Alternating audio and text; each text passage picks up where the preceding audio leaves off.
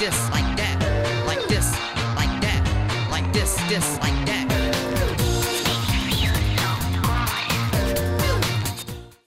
Eh bien, bonjour tout le monde, on se retrouve donc pour une toute nouvelle vidéo de No Limits 2 et comme chaque semaine, on va découvrir les créations qui ont été postées récemment par la communauté No Limits 2 et en l'occurrence ici, on va se faire de beaux petits coasters. Après la semaine dernière, on avait fait un X-Armorer répondant au doudon de Zephyr, on avait fait un Schwarzkopf qui était vraiment très sympa le Schwarzkopf et on avait également fait la semaine dernière un RMC, donc 3 coasters en une semaine, même plus que ça parce qu'on avait également fait un Zamperla et un premier ride qui se situait exactement dans le même parc que les deux, enfin que le X-Armorer.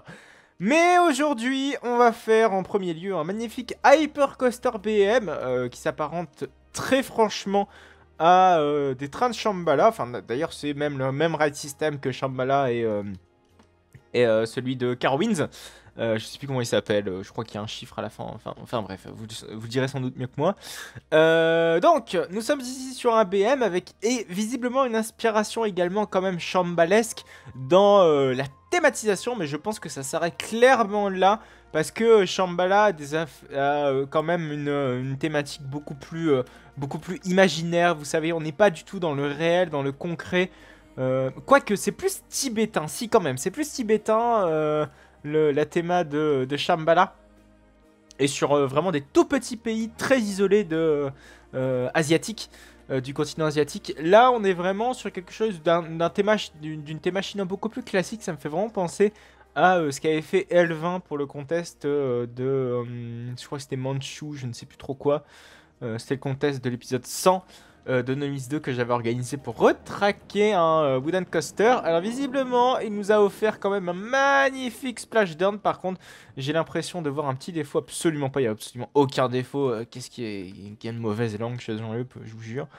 Donc voilà, avec beaucoup d'inspiration chinoise, des petits cerisiers, de la végétation également en conséquence. J'aime beaucoup comment il a fait sa présentation. Enfin, pas sa présentation, mais comment il a mis en abîme le coaster. C'est-à-dire que quand on arrive dans la zone, on se tourne vers la station et on a ce magnifique lift comme ça du dos. Ça me fait vraiment penser à ce qu'on a en termes de visuel avec Superman The Ride à notre... Enfin, non, Superman Attraction de la Cielo à Parque Warner. Dont vous avez un épisode de Theme Park Nautique, je le rappelle, à Parque Warner, qui est sorti en plus tout récemment, non un petit peu plus, pas si récemment que ça. Oh là là, par contre, la file d'attente me paraît assez alambiquée, je sais pas du tout comment ça se présente, sinon, attendez, ok, sinon on fait tout simplement ça, ah oui, non, oui, okay, j'ai compris vraiment la disposition de la file d'attente, ça y est, mais je vous avoue que j'étais perdu pendant quelques minutes. Sans doute que vous aurez été pareil que moi. Et ouais. Oh là là. Et là, il nous a vraiment fait du hardcore pour ce qui est de la file d'attente. À la limite d'en avoir mal au crâne. Parce que limite, on sait plus par où ça va commencer, par où ça va se terminer. C'est absolument l'enfer. Un petit peu comme celle de BTM. C'est absolument fou. Mais il a fait de très belles barrières en bois de bouleau prédécoupées en planche de 40 cm par 150. Pour ceux qui ont vu la vidéo du 1er avril, c'était un clin d'œil. Oui, par contre, les barrières, vraiment sympa, quoi. Barrières donc personnalisées. J'espère que les portillons vont s'ouvrir en conséquence. On a même des petites... comment dire?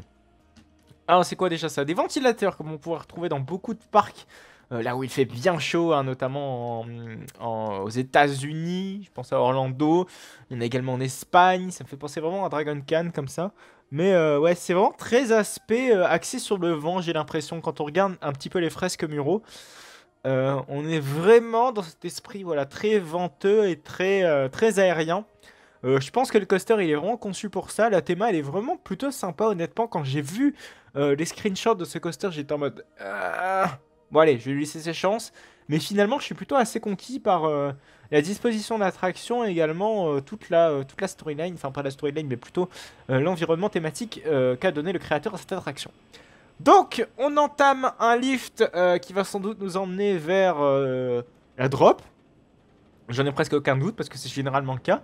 Par contre, la coque du train, le gyrocar du train, pourquoi c'est limite une coque Batman, c'est extrêmement chelou. Pourquoi pas, on va pas critiquer comme ça sans réfléchir. on va débuter donc ce magnifique coaster qui a été doté de couleurs très bleutées, mais un bleu bien pétant, dont je n'ai clairement jamais vu cela, si peut-être à part sur un stand-up BM. C'est très rare les bleus comme ça chez BM, à la limite chez Mac, BM je sais pas, ça leur va pas vraiment. Ou en tout cas, ça, je trouve que ça n'y va pas du tout avec la théma qu'il a voulu lui donner, en tout cas thème asiatique. Ouais, ça fait vraiment très stand-up BM. Même je pense que c'est plutôt un Intamin, celui dont je pense. Mais en fait, je ne sais absolument pas de... Je ne me souviens plus de quel il s'agit. Mais il me fait également penser aux couleurs de... là par contre j'ai oublié. Oh ok, élément assez novateur visiblement. Qui pourrait s'apparenter à ce que pourrait faire RMC. Mais je trouve que BM serait quand même capable de le faire. En mode, eh regardez, on se fait des folies, mais alors que c'est juste une petite folie. Hein. Sur Tall Layered, ce n'est qu'un grain de sel finalement. Du coup, je sais même plus sur qu'est-ce que j'ai. Oui, ça me fait penser à Z-Force. Vous savez, c'est un sit-down Intamin qui a tourné dans beaucoup de parcs, notamment Gotham America et de mémoire Magic Mountain, qui n'est pas appelé Z-Force sur la fin de sa carrière. Il s'appelait Flashback, je crois, oui, Flashback. Pas confondre évidemment avec le film de Bolivie Belgium. Bref. Un ayant plutôt recherché, ça faut quand même le noter. Il a fait tout un environnement quand même très sympathique. Par contre les splashdown, j'en vois peu l'utilité. Ah si, si quand même. Ah si, je suis très mauvaise langue. Ouais par contre c'est vraiment pas foulé. Alors, je critique mais j'aurais fait pareil. Il s'est vraiment pas foulé parce qu'il a fait une zone de frein en carré. Enfin genre vous savez c'est un coude. En mode bam bam. Ça fait vraiment très cubique et je pense pas en tout cas un constructeur de Stack ABC ferait ça. Je pense que ce n'est même jamais arrivé. Généralement, c'est les constructeurs forains dans un but d'optimiser l'espace. Tout ça, là, on est dans un parc. L'optimisation d'espace est peut-être un peu moins importante et je pense même que là où ça tient sur des carrés entre guillemets, enfin sur des surfaces rectangulaires. Sur des coasters forains. Là, généralement, les parcs, c'est personnalisé, c'est fixe. C'est très rare que ça tombe sur un virage à 90 degrés pile pour ce qui est de la zone de frein. Enfin bref. Ce n'est day time, me direz-vous, mais genre, je vois ça enfin, je vois ça comme ça, je me dis, ah, il y a un truc qui cloche. Il y a un truc qui cloche. Par contre, il a bien pensé au catwalk final pour que, par exemple, nos visiteurs puissent évacuer tranquillement en cas de problème. Ça, c'est vraiment appréciable. Et il a fait des part et d'autre des côtés. C'est relativement honnête. On a visiblement la voie de garage qui est ici. Et visiblement, ça avait même été fait sur l'intérieur. Ça, c'est un excellent point. On a visiblement plusieurs types de voies de garage. Donc là, visiblement, les voies de garage classiques de mise 2. Et là, je sais pas pourquoi il a mis des catwalks beaucoup plus bas. Peut-être sans doute pour les bogies. Mais bon, généralement, quand c'est des catwalks comme ça, enfin, généralement, quand il faut faire des opérations de maintenance sur les bogies, je ne pense pas que ce soit des rails comme cela qu'il faut installer. Généralement, ce sont, en fait, si vous voulez, il n'y a pas que les hypercoasters. Alors, est-ce que ça a été modélisé dans Noemis 2? C'est peut-être pas le cas. J'ai l'impression que ce n'est pas le cas. Mais généralement, si vous voulez... Alors, par exemple, je sais que c'est comme ça sur Lost Gravity, je vais pas trop m'aventurer sur les hypercoasters, mais plutôt sur les Big Dipper. Les Big Dipper ont en fait une petite paire de roues, donc une roue ici, une roue de l'autre côté, évidemment. Vous avez un rail secondaire sur lequel glisse le train de Lost Gravity, et vous pouvez très facilement faire ce que vous avez à faire sur les bogies en cas de souci technique. Voilà, ou même en cas d'opération maintenance beaucoup plus basique. Mais bon, voilà, c'était pour faire la petite parenthèse. En tout cas, cette zone de nuit est plutôt assez honnête, même vraiment très sympa, avec ces petits lampions comme ça qui pendouillent tout au-dessus de la zone. Je trouve ça vraiment joli, avec même également ces bâtiments qui sont éclairés également de l'intérieur, qui donnent un effet perspective à toute cette zone. Vraiment sympa, j'aime beaucoup. Oh, et regardez l'éclairage. Ouais, je suis vraiment pas fan de cette combinaison de couleurs, du bleu très très clair. Limite bleu ciel qui agresse peut-être un petit peu trop les yeux. J'en suis clairement pas fan. Pourtant le layout est loin d'être mauvais et la disposition du parc elle est loin d'être mauvaise. Surtout j'aime beaucoup les vues qu'on a de cet hypercoaster. C'est vrai que c'est très compliqué à thématiser un hypercoaster. Peut-être Shambhala est peut-être l'un des meilleurs exemples en termes de thématisation d'hypercoaster. Il est intégré finalement dans le parc et à tout point de vue il est thématisé grâce à la disposition du parc. Mais rares sont les hypercoasters à l'être. Et sont généralement sur un terrain vague au loin d'un parc. Et c'est très très rare. Et là, je trouve que on est dans cette lignée-ci. mais avec un jeu de perspective où on a au premier plan par exemple les casiers, les éléments de théma, deuxième plan la végétation, le troisième plan on a la skyline avec le magnifique lift du coaster. Je vous propose donc de passer à la création suivante de ce merveilleux épisode de No Limits 2 et c'est donc KO. Et oui, KO qui n'a rien à voir absolument avec le Vekoma Illusion, l'ancien Vekoma Illusion maintenant de d'Opryland. On est loin de tout ça d'ailleurs. J'aimerais bien vous parler d'Opryland parce que c'est vrai qu'il y a une histoire assez folle ce parc qui n'existe plus. Hein. Mais bref, pour info, les Vekoma Illusion, c'est ce qui est par exemple le Révolution de Baboyar Land et qui est d'ailleurs l'un des rares encore en activité. Enfin, c'est même le seul en activité. Voilà, le deuxième c'était celui d'Opryland. Il avait un train un peu plus long, il avait 40 wagonnets sur son train, alors que celui de Bob en a 30. Voilà, ce qui est déjà assez conséquent, mais voilà. Avant, c'était lui qui avait le train le plus long du monde. Bref. Je vous propose peut-être, avant d'attaquer ces deux coasters, parce que oui, il y a deux coasters, vous devez sans doute le voir, on va peut-être attaquer par le Gerstlauer. Ce n'est pas un duo de Gerstlauer, hein, c'est un Gerstlauer plus un Intamin, à ce que j'ai cru comprendre. Ah non, oui! Ah non, c'est un duo d'Intamin. Mais par contre, pourquoi avoir mis des trains camping sur ça? Ok, sinon, ouais, c'est vrai qu'il n'y a pas de train finalement de Kiddy dans le jeu. Ça n'existe pas du tout. C'est dommage parce que clairement, on a envie parfois de faire des petits Kiddy et ne serait-ce que, voilà, faut penser à tout le monde aussi hein, dans ce genre de jeu. Tout de même. Alors, on va s'asseoir au premier rang et on va donc visiblement faire un Kiddy Coaster qui s'apparente plutôt à ce qu'a fait Gerstlauer avec son Pegasus Express. Mais j'ai limite l'impression d'être sur un Gerstlauer. En tout cas, en termes de layout, j'ai l'impression de voir du Gerstlauer. Voilà. Donc, dans la lignée de Pegasus Express et de Fire Chaser Express, chez notre ami. Putain, je sais plus si c'est d'Hollywood ou si c'est. Vous savez quoi? Je vais dire Silver Dollar City. Comme ça, je suis sûr que je suis ok. Parce que Dollywood a eu comme nom Silver Dollar City lors de ses premières heures de gloire, si je puis dire. Et donc, disons Silver Dollar City, comme ça on est carrément sûr. Voilà, donc le coaster arpente visiblement sous l'Intamin que l'on va rider dans quelques instants. Qui est très rose, hein, qui est même rose pétant. Ça, c'est ma foi assez étonnant.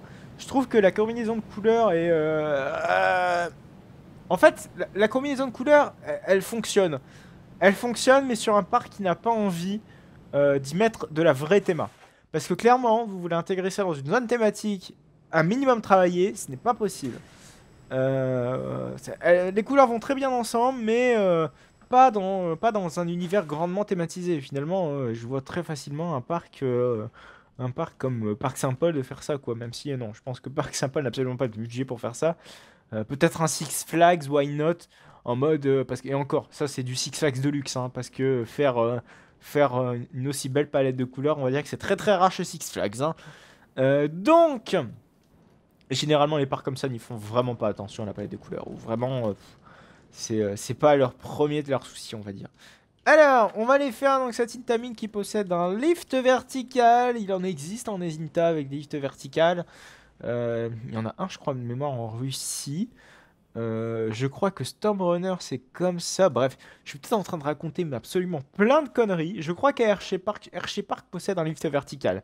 Un Intamin à lift vertical. Mais vraiment à prendre avec des pincettes, hein, parce que votre ami Jean-Yop, là, j'ai l'impression qu'il a un trou de mémoire. Bon, il faudrait peut-être trouver l'entrée de cette magnifique attraction, parce que cette Intamin me donne clairement envie, là, avec son gros layout.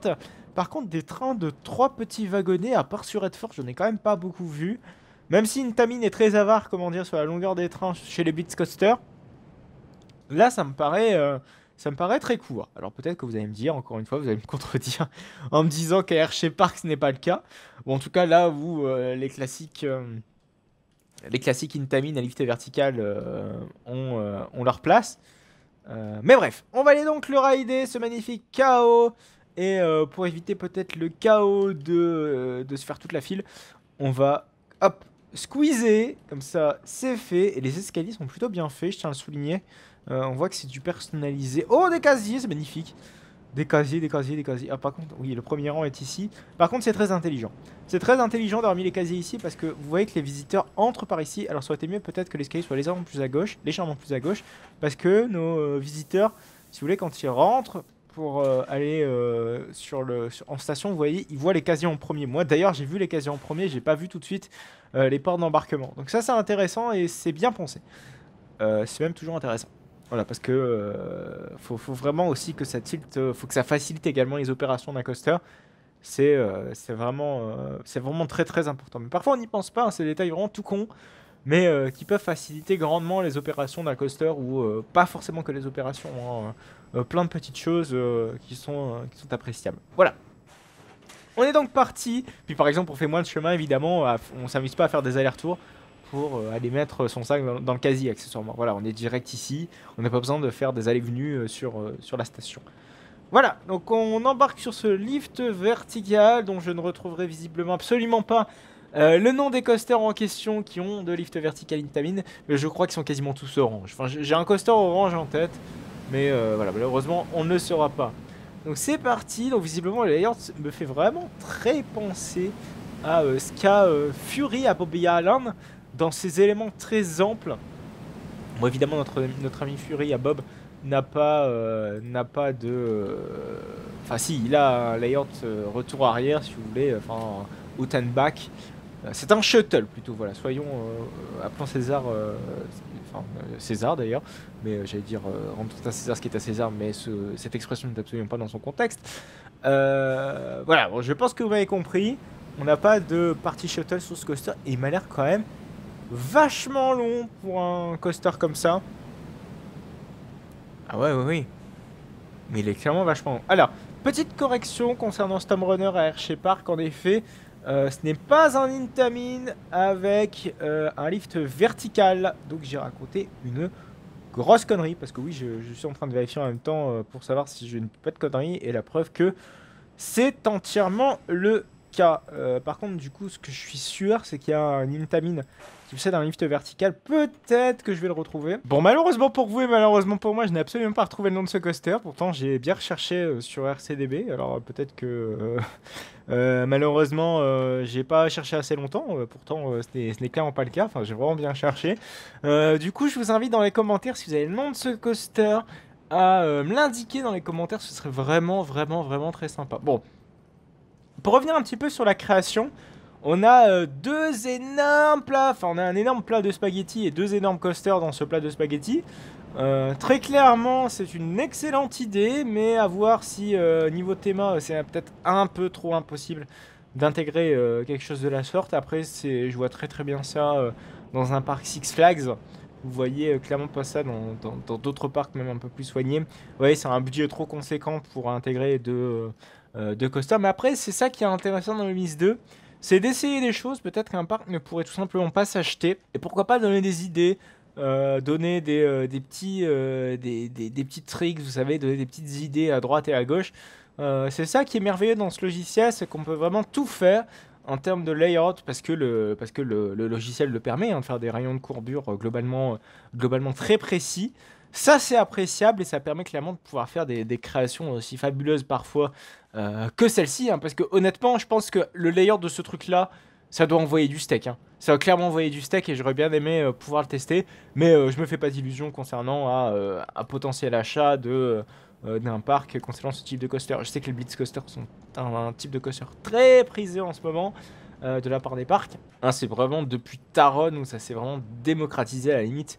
High Speed avait déjà mis comment dire, son petit grain de sel dans la soupe, mais pas autant que Taron avec Fantasyland, où là ça a vraiment mis le coup de grâce, si je puis dire, à l'anthologie du Blitz Coaster chez Intamin. Voilà, alors, bah, je pense que c'est à peu près tout pour cette vidéo. On aura fait le tour de ces trois créations. On aura commencé par un merveilleux Hypercoaster BM et on aura fini par un mélange de Spaghetti Balls d'Intamin. Finalement, je pense qu'on est clairement sur un layout Garslow, hein, ce qu'on a eu là tout à l'heure, même si honnêtement, avec beaucoup de doutes. Oui, en plus, on a même là... Enfin non, d'ailleurs, oui, c'est la Mansplain Intamin. Ce n'est pas du tout du Garslow, mais je sais pas, pour moi, je vois plus Garslow faire ce type de layout qu'Intamin. Après, ce changement de direction est très typique. Alors, je l'ai vu de Intamin. Peut-être Intamin pour ça, mais il y a des endroits qui me font penser à du Garslow. Bref, j'espère donc que cette vidéo vous aura plu. Vous commencez à connaître la musique. N'hésitez donc pas à liker cette vidéo si jamais elle vous a plu. N'hésitez donc pas à commenter pour donner des conseils à toutes les personnes qui passent dans cette vidéo. Également, vous pouvez, si jamais cela vous intéresse, m'envoyer un petit mail sur le mail qui est dans la description pour partager votre création si vous souhaitez les voir en épisode. N'oubliez pas également d'aller me suivre sur mon compte Instagram, YouTube et Twitter. Tous les liens de mes réseaux sociaux se trouvent dans la description de cette vidéo. Allez, à plus tard.